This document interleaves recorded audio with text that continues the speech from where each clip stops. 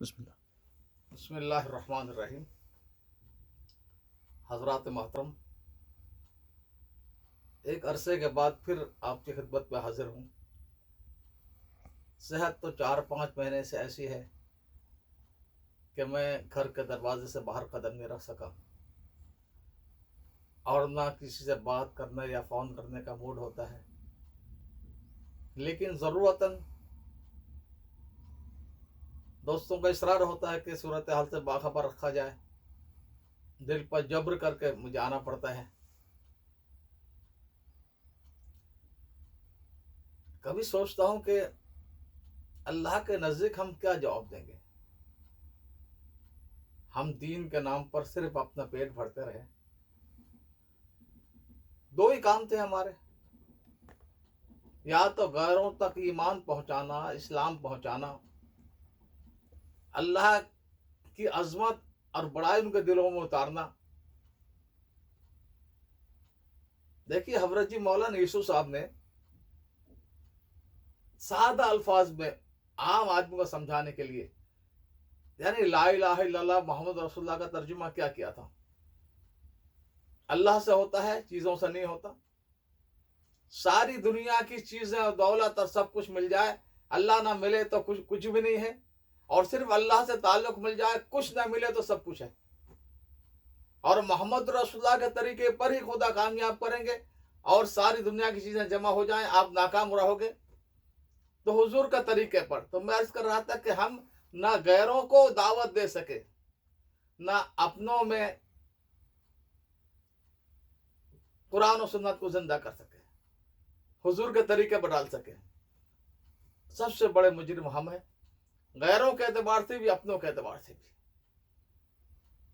और दीन के जो शोबे हैं, अभी मैंने कुछ गुज़िश्ता दिनों में मौलाना उबैदुल्लाह सिंधी के मुतालिक, मौलाना खैर मोहम्मद भावलपुरी, जिनके बेटे मौलाना मक्की हिजाजी मुदर्रिस हैं हरम के, उनकी कुछ बातें मैंने भेजी थी दोस्तों को।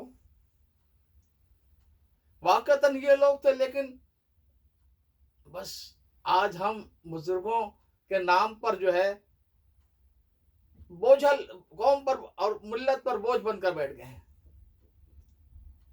जब आखिरी दौर में 20-22 साल की जिलावतनी के बाद मौलाना हिजाज पहुंचे, तो वहां पर जबल अबू कुबैस पर एक कोठरी किराए पर लेकर रहना शुरू कर दिया। अचानक उतर जाते, किसी कोने में नमाज पढ़ लेते ताकि कोई मिले नहीं उन्हें। तो मौलाना मक्की हिजाजी के जो वालिद हैं खैर मोहम्मद जालंधरी, खैर मोहम्मद जो भावलपुरी रहमतुल्लाह अलैह, वो उस वक्त में हरम का मुदर्रिस थे। उन्होंने सोचा इस नेमत गैर मुतरक्कबा से फ़ायदा उठाया जाए। अपने के एक साथी को लेकर वहाँ पहाड़ी पर चढ़कर वहाँ पहुँचे और दरख्वास्त की कि हजरत इस्तेफादे के लिए हाजिर हुए हैं। पहले तो मौलाना आधा पौन घंटे तक बुरा भला कहते रहे, ताकि ये पता चले कि मुखलिस है या हमारी खबर अंग्रेज गवर्नमेंट को पहुंचाने के लिए आया है। फिर उसके बाद में उनको सबकन सबकन हुज्जतुल्लाह बालिगा पढ़ाई। शाहुल्लाह के फिक्र और फलसफे के सबसे बड़े शायर थे और सूरह तहरीम से वन्नास तक तफसीर कुरान की। इन्होंने अर्ज की, हजरत मैं मुदर्रिस से हरम हूँ और आपका दर्स जो अगर हरम में हो जाए तो हजारों लोग फायदा उठाएंगे। तो नाराज होकर फरमाया, क्या मैं आज के मौलियों को जानता हूँ, ये उस वक्त की बात है, आज़ादी से बहुत पहले की। पता नहीं कितने अंग्रेज के मुखबिर होंगे और जासूसी के लिए आएंगे उसमें। अब तो ना उस्ताद रहे ना शागिर्द रहे। उस्ताद हो तो शेखुल हिंद जैसा और शागिर्द हो तो हम जैसे लोगों का सा। बस हजरत शेख उस्ताद थे, उन्होंने हुक्म दे दिया कि जाओ अफगानिस्तान। हमारी हिम्मत नहीं हुई पूछने की कैसे चले जाए हजरत, ना पैसा है ना असबाब व वसाइल हैं, अंग्रेज की सीआईडी पीछे पड़ी हुई है, क्या होगा कैसे। बिल्कुल बस निकल खड़े हुए। अक्सर सफर पैदल हुआ और चूंकि हर जगह पोस्ट होती थी, तो बचने के लिए कभी रामायण याद करके कुछ उसका हिस्सा सुना दिया, कभी हिंदू बनकर चले गए, पंडित बनकर, कभी क्या, कभी इस तरह पहुंचे। क्या क्या अजियतें, वाकतन पढ़ते हैं तो आंखों में आंसू आ जाते हैं। तो अब कहाँ रहे ऐसे उस्ताद और ऐसे शागिर्द। बहरहाल मैं मुख्तसर में सिर्फ 2-3 बातें उनकी अर्ज करना चाहता हूं। जब वो वापस पहुंचे पाकिस्तान 45 में, तो असल तो उनकी तरबियत की थी शेख गुलाम मोहम्मद, जो वहां के शेख थे, उनके दीनपुरी। तो वहां असल जाना था और वहीं पर इंतकाल है, वहीं पर रहे, वही उनके मुरब्बी थे। और खानपुर भी, तो उलमा को पता चल हजरत शेखुल हिंद के सबसे मोतमद और सबसे करीबी हस्ती, उलमा जमा होकर इसरार किया, कुछ कहिए हजरत, इरशाद फरमाइए, नसीहत कीजिए। तो वहां जो 2-4 बातें हजरत ने फरमाई थी, एक ये फरमाया कि देखो मैं तुम सबको देवबंद का मुखालिफ समझता हूं। अगर देवबंद का सच्चा ताल्लुक होता, मोहब्बत होती, इश्क होता, तो तुम मौकूफ अलह तक पढ़ाते और दौर हदीस पढ़ने के लिए वहां जाते, ताकि निस्बत और ताल्लुक और मोहब्बत और इश्क बाकी रहता। तुमने अपनी अपनी दुकानें खोल रखी है। और मौलाना ने जामियात को, मदरसों को, दारुल को गुजरानुल उलूम कहा करते थे, गुजर औकात की अड्डे। हाँ, फरमाया कि आज सबसे आसान गवर्नमेंट के टैक्स से पे बचने के लिए और लोगों की पर कब्जा करने के लिए और माल बटोरने के लिए यह है कि दारुल उलूम बना लो, या इससे ज्यादा आगे बढ़ जाओ, कोई सज्जादा नशीन मत जाओ कहीं के। यह है आज का। तो नसीहत फरमाए कि मेरी नसीहत है कि अब कोई गुजरानुल उलूम, कोई जामिया ना बने। ये 45 की बात सुना रहा हूं। हाँ, करना है तो 2-3 बातें कर लो। एक तो ये कि गवर्नमेंट जहां कहीं कॉलेज बनाए या यूनिवर्सिटी बनाए, क्योंकि जाहिर बात बनती जाएगी, तो वहां पर एक हॉस्टल बना दो बस। और जो मुसलमान तलबा, मुसलमान ही थे उस इलाके में, तो उनको रिहाइश फ्री में फराहम करो, उनके खाने पीने के पैसे लो, और एक सिर्फ उन पर पाबंदी और शर्त लगाओ कि यहां जब तक रहोगे नमाज जमात के साथ पढ़नी है 5 वक्त की। फजर में 3 कुरान की आयत की तशरीह कर दो, और शाम की नमाज में 3 अहादीस की तशरीह कर दो। और वो जहां चाहे जाएं, जो चाहे करें, उस पर रोक टोक मत करो। कब एक मुनासिबत तुमसे पैदा हो जाए, तनफुर और वहशत निकल जाए, मौलवियों के साथ एक थोड़ा सा ताल्लुक पैदा हो जाए। एक तो ये बनाओ अब तुम दारुल उलूम के बजाय। और दूसरी बात मैं ये कहता हूं कि दारुल उलूम में, जामियात में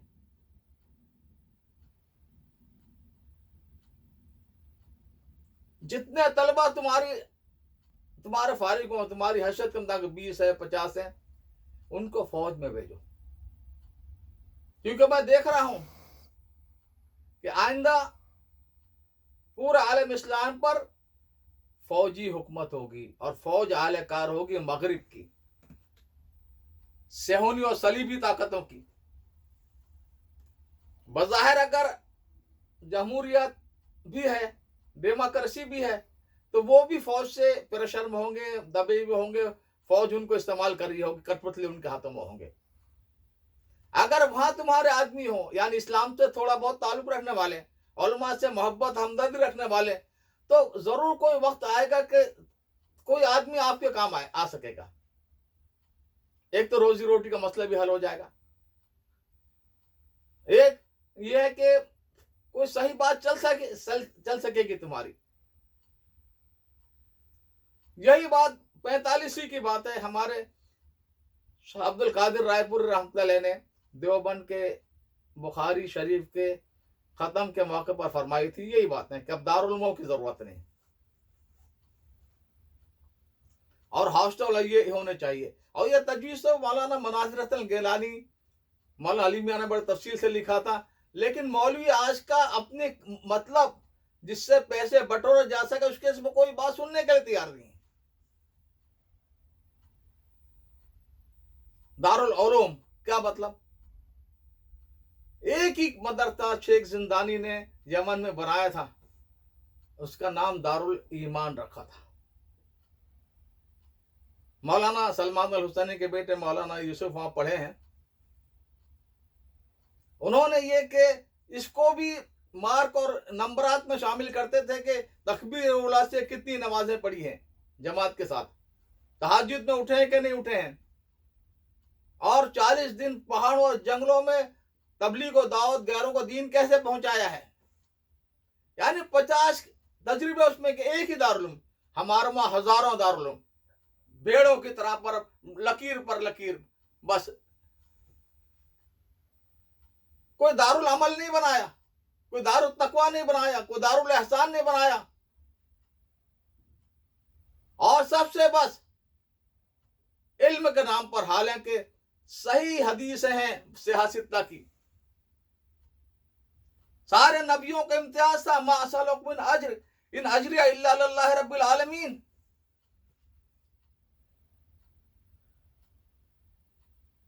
फरमाया हुजूर ने कुरान का इल्म या दीन का इल्म के जरिए जिसने रोटी कमाई वो जन्नत की खुशबू नहीं सूंघ सकेगा। हालांकि जन्नत की खुशबू 500 साल की मसाफत, तेज रफ्तार घोड़ा 500 साल जितना दौड़ सकता है उतनी दूर से आती है। 700-800 साल तक ये हराम समझा गया इल्म दीन के जरिए रोटी कमाना, लेकिन आज फख्र की बात है। हिंदू पंडितों की तरह पर दान दक्षिणा, बस यही हमारा इम्तियाज है। हजरत जी मौलाना यूसुफ साहब ने फरमाया था इस आयत पर, लक़द कान लकुम फी रसूलिल्लाह उस्वतुन हसना,